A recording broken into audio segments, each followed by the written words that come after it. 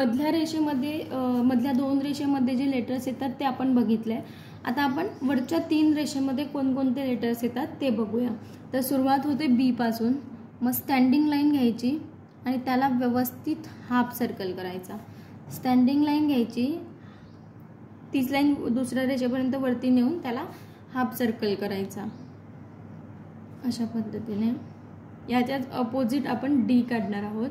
Standing line घ्यायची, वरती जायचं, दुसऱ्या रेषेपर्यंत त्याला हाफ सर्कल करायचा. मेक शुअर की ही जी लाईन आहे ना ती स्ट्रेट आली पाहिजे. त्याच्या अर्धा अक्षर सुधरवण्याचा पार्ट हाच असतो की जे स्ट्रोक असतात ना ते तुमचे अगदी प्रॉपर जर आलेत ना तर अक्षर सुधारण्यात अधिक मदत होते. त्याच्यानंतर एफ बघूया. स्ट्रेट लाईन घ्यायची आहे, वरती जायचं, याला थोडंसं कर्व करायचं आणि इथे छोटीशी स्लिपिंग लाईन द्यायची. बघा, स्ट्रेट लाईन घ्यायची, वरती जायचं, थोडंसं कर्व करायचं आणि इथे स्लिपिंग लाईन द्यायची.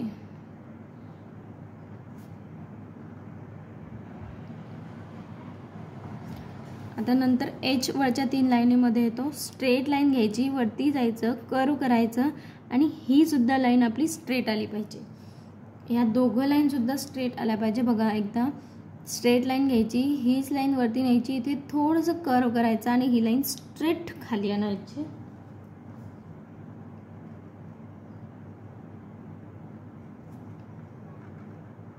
अशा पद्धतीने. आता वरच्या तीन लाईनीमध्ये येणारा अजून एक लेटर म्हणजे के. स्ट्रेट लाईन घ्यायची आणि बघा ज्या स्लँटिंग लाईन आहेत ना त्या अगदी मधल्या दोन लाईनीमध्ये झाल्या पाहिजे. अशा पद्धतीने.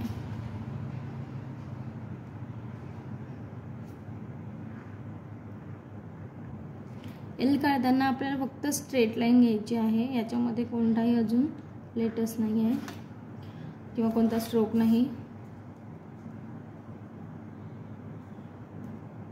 टी बघूया. स्ट्रेट लाईन घ्यायची, थोडंसं वरतून कर्व करायचं, खालून कर्व करायचं त्याला आणि इथे स्लिपिंग लाईन द्यायची.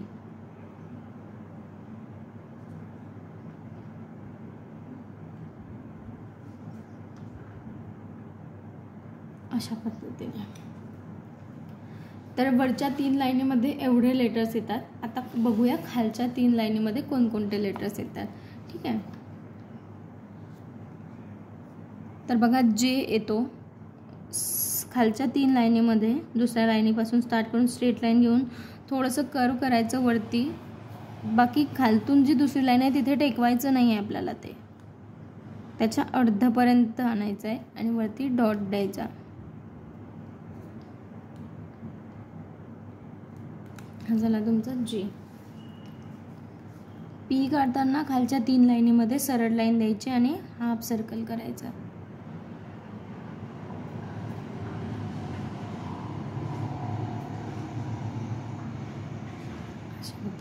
क्यू काढताना याच्यात अपोजिट आपल्याला करायचं आहे. स्टँडिंग लाईन घ्यायची, वरती जायचं, तिथे हाफ सर्कल करायचं.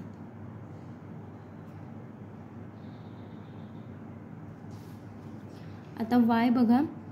स्लँटिंग लाईन मधल्या दोन लाईनीमध्ये काढून घ्यायची आधी आणि त्याच्यानंतर जी स्लँटिंग लाईन आहे तर ती या तीन लाईनीमध्ये घेऊन थोडंसं वरती कर्व करायचं. अगदी थोडंसं कर्व करायचं आहे आपल्याला. बऱ्याच वेळेस मुलं काय करतात, असं काढतात, त्याच्यानंतर असं करतात आणि असं करतात, तर हे चुकीचं आहे. अशा पद्धतीने स्लँटिंग लाईन काढून नंतर ही तीन लाईनीमध्ये आणि थोडंसं वरती कर्व करायचं.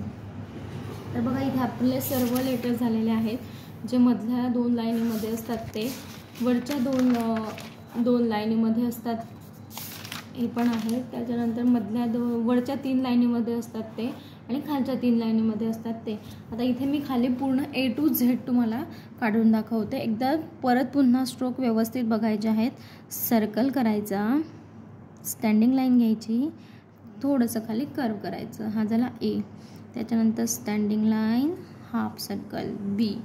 त्याच्यानंतर इथे हाफ सर्कल C. त्याच्यानंतर स्टँडिंग लाईन आणि हाफ सर्कल D.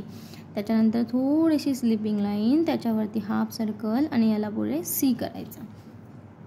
त्याच्यानंतर स्टँडिंग लाईन, थोडासा कर्व आणि इथे स्लिपिंग लाईन.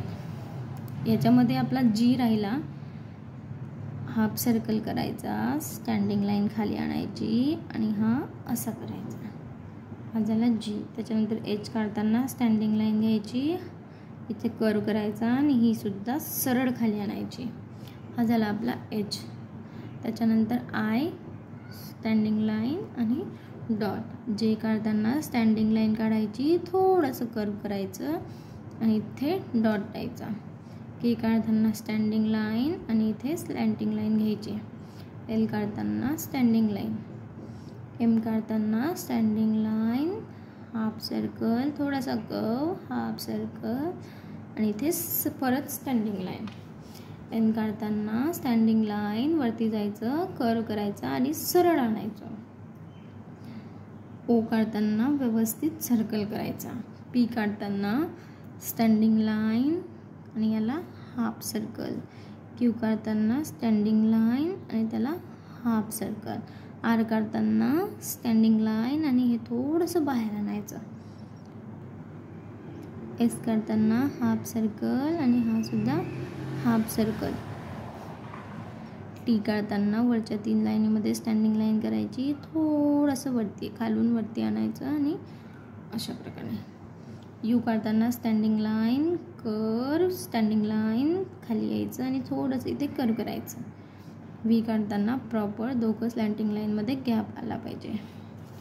डब्ल्यू काढताना उलटा, आपण जसा एम काढतो तसं उलट्या पद्धतीने काढायचं. स्टँडिंग लाईन, कर्व, कर्व आणि ही स्टँडिंग लाईन. एक्स काढताना दोघी स्लँटिंग लाईन. वाय काढताना स्लँटिंग लाईन 2 लाईनीमध्ये, त्याच्यानंतर 3 लाईनीमध्ये पूर्ण आणि थोडासा कर्व. आणि झेड काढताना स्लिपिंग लाईन, स्लँटिंग लाईन आणि स्लिपिंग लाईन. अशा पद्धतीने तुम्ही काढू शकता. तर अशा पद्धतीने तुम्ही स्मॉल लेटर्स मी आज पूर्ण केलेले आहेत. तर अशा पद्धतीने तुम्ही 2-4 वेळेस जरी प्रॅक्टिस केली तर तुमचं अक्षर सुधारण्यास मदत होते. आणि काढताना याच स्ट्रोकने जर काढलं तर नक्कीच तुमचं अक्षर सुधारू शकतं. तर याच्यानंतर आपण बघणार आहोत कॅपिटल लेटर्स.